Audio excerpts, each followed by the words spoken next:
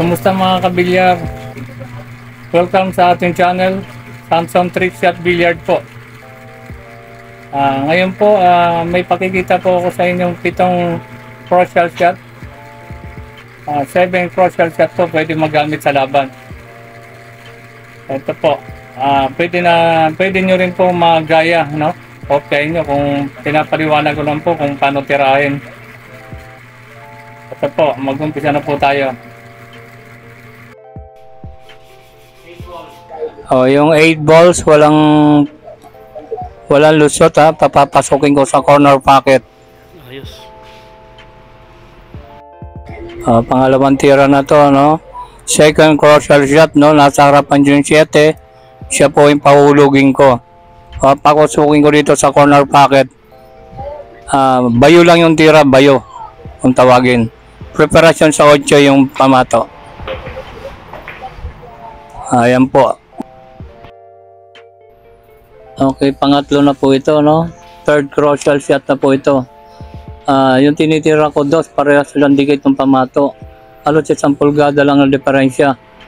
Bibigyan ko ng preparasyon yung 3. Ilalim lang ang tira bandang kaliwa.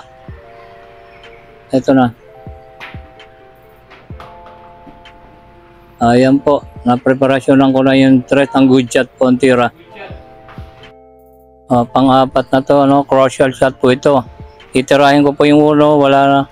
Marami pong harang, bibigyan ko ng preparasyon yung 2. Wala pong gagalaw doon sa mga harang.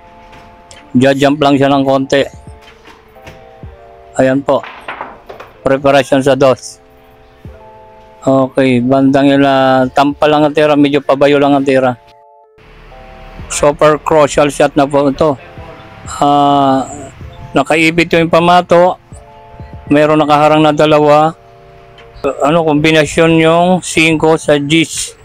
Pagdating sa gitna, medyo magbabounce yan kahit wala siyang banda magbabounce ang pamato. Itirahin ko po ng ilalim, kanan. Yan po.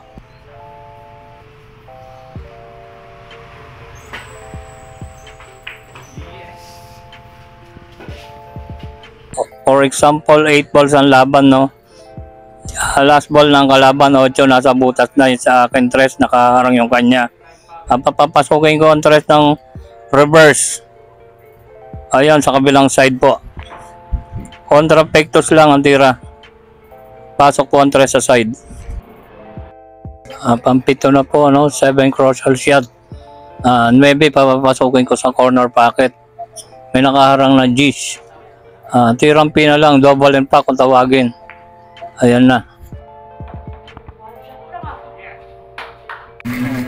Maraming salamat po sa mga nanood at sana makadagdag kaalaman po sa inyo, sa mga naglalaro po, sa mga bilyarista, yung mga pinakita kong crucial shot. Yan po. Paki-like, share, and subscribe na rin po. God bless po. Bye-bye.